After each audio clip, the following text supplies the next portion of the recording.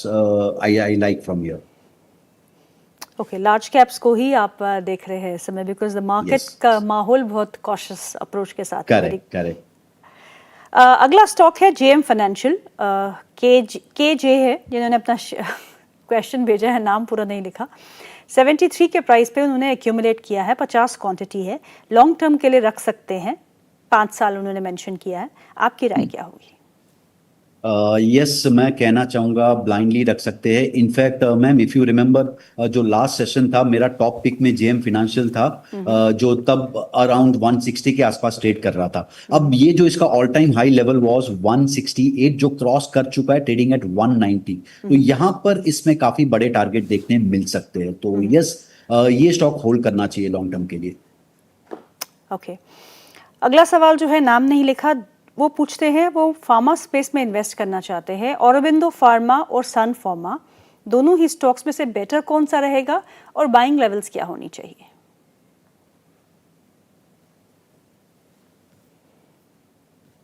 सो Auro Pharma and Sun Pharma दोनों chart currently इतने strong नहीं है, बट अगर दोनों में से एक बाय करना है तो I prefer the Auro pharma. अब उसका रीजन ये है दैट ऑरो फार्मा का 2020 जो 21 का ब्रेकआउट था, दैट वाज अराउंड 1000 लेवल। सो ये स्टॉक में 960 से 1000 का एक अच्छा बाइंग जोन बन सकता है। Okay, so you will prefer Auro pharma vis-a-vis Sun Pharma? Okay, Sumit Gupta का सवाल है, वो पूछते हैं पीजी इलेक्ट्रोप्लास्ट के बारे में। उनके पास पीजी इलेक्ट्रोप्लास्ट के शेयर है जो उन्होंने 700 के भाव पे लिए हैं, 1 साल का व्यू रखते हैं, आपसे नजरिया मांग रहे हैं। अब in fact PG Electroplast stock was quite strong, but recent जो मैनेजमेंट ने गाइडेंस कट किया उसके बाद एक बड़ा डिप आया है। So this was a sharp dip, and as a technical analyst, जब भी कोई इतने ह्यूज वॉल्यूम के साथ एक स्टॉक में फॉल आता है, देन आइदर स्टॉक वहां से और करेक्ट हो सकता है, जो आरती इंडस्ट्री में एक बार हमने देखा था। There are many examples to that.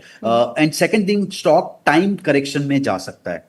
सो यहां से ये स्टॉक मेरी वॉच लिस्ट पे नहीं है, तो मैं इन्हें होल्ड करने की सलाह नहीं दूंगा। अब ऑब्वियसली अगर ऊपर के प्राइस की बाइंग है, he should look at the एक कोई भी रिकवरी अच्छा अगर स्टॉक में आता है एट राइट लेवल, ये एग्जिट करने का मैं सलाह दूंगा इन्हें, बिकॉज स्ट्रक्चर चार्ट का काफी बिगड़ चुका है। अगला सवाल है शिवानी जी का, शिवांश का। वो पूछते हैं प्रिंस पाइप्स के बारे में। उनके पास प्रिंस पाइप्स के शेयर्स हैं, वो आपसे जानना चाहते हैं कि लॉन्ग टर्म व्यू क्या होगा। सो प्रिंस पाइप का chart structure I don't see that great, but yes, अगर ये स्टॉक ये स्टॉक मैं अगर ट्रेड करना चाहूंगा, मैं एक अच्छा ब्रेकआउट अगर आता है स्टॉक में अराउंड से, let me look at the daily chart, structure wise, या 350 के ऊपर अगर स्टॉक क्रॉस करता है तो मैं तब ऐड करना चाहूंगा। अदरवाइज यहां से और डाउनसाइड देखने मिल सकता है। So this is a momentum मिले उसके बाद ही ये स्टॉक में एंटर करना चाहिए with proper stop loss, because otherwise long term chart structure में अभी एक टाइम लगेगा बॉटमिंग आउट प्रोसेस में। ओके, अगला सवाल जो है वो रिलायंस इंडस्ट्रीज पे है। Reliance industries for long term buying level क्या होनी चाहिए? सो रिलायंस इंडस्ट्री एज सच तो ये stock any day would be good. अगर मैं लास्ट 3 साल के स्ट्रक्चर की बात करूं चार्ट की, तो चार्ट एक चैनल के फॉर्म में ऊपर जा रहा है। तो यहां से any dip towards 1300 to 1200 zone, I know थोड़ा काफी बड़ा जोन है, बट बिकॉज लॉन्ग टर्म के लिए anyway you would be accumulating, so anything below 1300 1250 के आसपास would be a good level to enter. Okay, आज पीपीएल फार्मा में भी अच्छी रिकवरी देखने को मिल रही है, हालांकि स्टॉक में काफी स्टीप करेक्शन भी देखने को मिला था। PPL pharma at these levels क्या करना चाहिए? सो पीपीएल फार्मा में इफ वी लुक एट, एक पैटर्न बनते हुए मुझे दिख रहा है विच इज द एक ट्राइंगल पैटर्न. अब ऑब्वियसली ये पैटर्न का breakout would be about 210 level, but मुझे एक 185 पे एक स्ट्रॉन्ग सपोर्ट भी दिख रहा है एंड वॉल्यूम थोड़ा आना स्टार्ट हो गया. तो यस, ये लेवल से स्टॉक देखा जा सकता है. जो करंट लेवल पे if we add with stop loss of 180 and pyramid about 205 level. अगला सवाल जो है वो है ओला इलेक्ट्रिक मोबिलिटी पे. ये स्टॉक इस समय 4.5% ऊपर कामकाज कर रहा है. एक बहुत ही अच्छा मोमेंटम हम इस स्टॉक में देख चुके हैं. इस स्टॉक पे इन लेवल्स पे क्या करना चाहिए?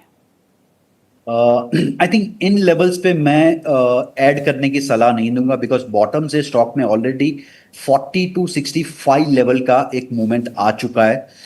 ये स्टॉक का breakout level was 50. So any dip towards 50 to 53 level, ये हम अक्यूमुलेशन के लिए देख सकते हैं बिकॉज लॉन्ग टर्म स्टॉक का चार्ट इंप्रूव होते हुए दिख रहा है. इनफैक्ट एक राउंडिंग बॉटम जैसा पैटर्न बन रहा है स्टॉक में, बट ये level is quite stretch level. So I recommend them to wait at least till 53-54 level.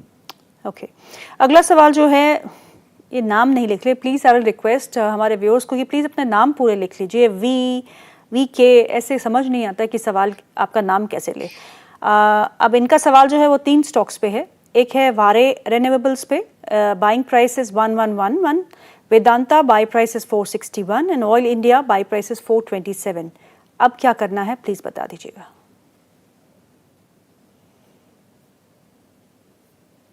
I think sorry, Waaree energy में एक अच्छा चार्ट स्ट्रक्चर बनते हुए दिख रहा है. स्टॉक ने 3340 का एक ब्रेकआउट दिया था बट वापस अंदर आ चुका है. बट जैसे I think market structure improve होगा, ये स्टॉक भी वीक मार्केट में अच्छा परफॉर्म कर रहा है. सो वारी would be hold. Oil India is the next stock, right? Oil India का क्या होगा बाय लेवल? ऑयल इंडिया का बाय लेवल है 427. 427. सो ऑयल इंडिया चार्ट स्ट्रक्चर उतना ग्रेट नहीं है बिकॉज अगर 427 का बाय लेवल है, इसका ऑलरेडी स्टॉप लॉस हो चुका है. बट आई थिंक अगर ये स्टॉक अभी भी होल्ड कर सकते हैं, ये टिल 384 लेवल के ऊपर है. बट चार्ट स्ट्रक्चर इसका उतना ग्रेट नहीं है. And which was the third stock? Third stock was Vedanta at 461. Vedanta hold कर सकते हैं ये बिकॉज अब मेटल सेक्टर में मोमेंटम स्टार्ट हुआ, तो any day Vedanta could also pick up the momentum. And Vedanta में डिविडेंड, वी नो डिविडेंड एक अच्छा डिक्लेयर होता ही है. स्टॉक काफी सालों से एक रेंज में है, तो this is not the level to sell. में होल्ड करना चाहिए. अच्छे प्राइस ये स्टॉक में मिल सकते हैं. ओके, रामाशंकर जी का सवाल है, वो सवाल है अदानी ग्रीन पे. अदानी ग्रीन के शेयर है उनके पास, 121 शेयर है 1050 के भाव पे. मैं 2 साल तक इस स्टॉक पे रुक सकता हूं, आपकी राय क्या होगी? Now Adani Green, stock has faced so much volatility. एक बड़ा डिप आया, देन एक शार्प रिकवरी आई, अगेन फुल डिप आ चुका है एंड स्टॉक ऑलमोस्ट बॉटम पे ही ट्रेड कर रहा है. So this is not a stock I would like to invest. So इन्हें एक अच्छी लेवल कभी मिले तो एग्जिट कर लेना चाहिए because there are many stock जो यही टाइम फ्रेम में अच्छा परफॉर्म कर रहे हैं. सो this is not a stock I would be looking at. Okay, Peter का सवाल है, वो पूछते हैं 3 स्टॉक्स के बारे में. TCS, Hindustan Unilever and Asian paints. तीनों ही स्टॉक्स पे आपका व्यू क्या है? सो टीसीएस एज सच एक बॉटम पे ट्रेड कर रहा है अराउंड मार्च 21 से. एंड हमने ऑलरेडी डिस्कस किया जैसे टीसीएस आईटी सेक्टर में, आईटी सेक्टर नेस्डेक के अगेंस्ट एक आउट परफॉर्मेंस स्टार्ट हो सकता है. So yes, this would be a good level for TCS to enter. But मैं एक और चीज कहना चाहूंगा, in IT sector TCS is the weakest chart. So उससे बेटर चार्ट काफी अवेलेबल है आईटी सेक्टर में. Okay, so this and was Hindustan Unilever, HUL. In the Unilever,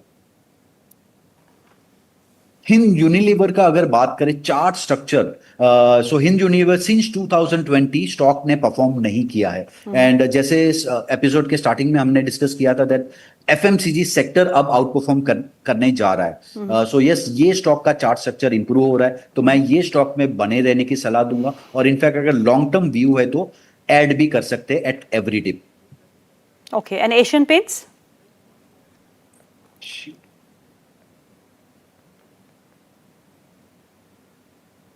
Asian paint chart structure उतना ग्रेट नहीं है, बट यस ये stock भी 2020 से अंडर परफॉर्म कर रहा है. So what I do in these kind of stocks, on a stretch level on downside जो लेवल होगा मेरा 2300 का जोन, वहां पे I would be buyer, and 3000 के आसपास I would be a seller. So yes ये स्टॉक एक रेंज में है, एंड रेंज बॉटम के आसपास हम लोग डेफिनेटली ऐड कर सकते हैं. अब यहां से रिकवरी मोड है तो पॉसिबल है एक टारगेट हमें मिले अराउंड 27 to 2800 का. ओके, बिकॉज कंजम्पशन स्टोरी को प्ले आउट होने में थोड़ा बहुत वक्त तो लगेगा, और फेस्टिव सीजन भी आ रहा है जहाँ पे पेंट की डिमांड जो है ज़रूरी देखा गया है कि पेंट की डिमांड जो है वो बढ़ती है. तो एशियन पेंट्स जो काफ़ी अंडर परफॉर्मेंस देखने को मिली है पिछले कुछ सालों में, उभरने की कोशिश में है, और अगर डिमांड पैपअप मिलता है, सपोर्ट मिलता है, तो ये स्टॉक भी अच्छा कर सकता है, बिकॉज कंजम्पशन स्पेस से काफ़ी उम्मीदें हैं इस समय. अगला सवाल जो है वो निशा यादव का, वो पूछती है अडानी पावर के बारे में. अडानी पावर का फ्यूचर कैसा है?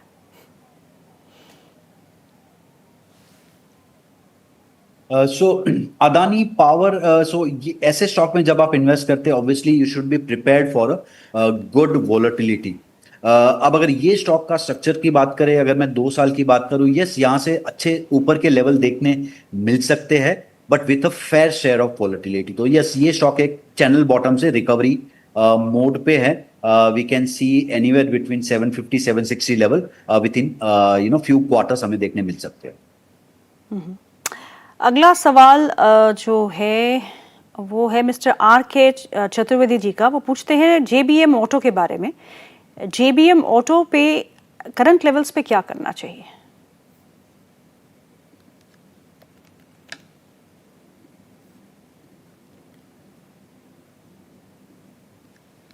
I think JBM auto current level से अगर होल्ड कर रहे तो होल्ड करना चाहिए, एंड अगर बाय करना है, सो जैसे ही ऑटो एंसिलरीज जैसे प्ले आउट होंगे तो पॉसिबल है एक 6 लेवल की अगर मैं बात करूं, जैसे ही ये स्टॉक 660 665 के ऊपर क्रॉस करता है, that will start a next move for the stock. So yes ये स्टॉक अगर मुझे ऐड करना होगा मैं ऐड करूंगा 662 के ऊपर, और करंट लेवल पे अगर मैं होल्ड कर रहा हूं आई विल होल्ड. संदीप परिहार का सवाल है. वो पूछते हैं उषा मार्टिन पे. उषा मार्टिन बहुत समय के बाद मैं नाम सुन रही हूँ. एट द रेट ऑफ 392 क्या व्यू है आपका sir? So currently Usha Martin एक रेंज में ट्रेड कर रहा है, बट पॉजिटिव चीज ये स्टॉक के लिए ये है that even in this week market stock is trading close to its almost you can say 9 month high. So yes ये स्टॉक में मैं बने रहने की सलाह दूंगा, बट एनी मेजर मूव इसका 430 440 लेवल के ऊपर ही स्टार्ट होगा.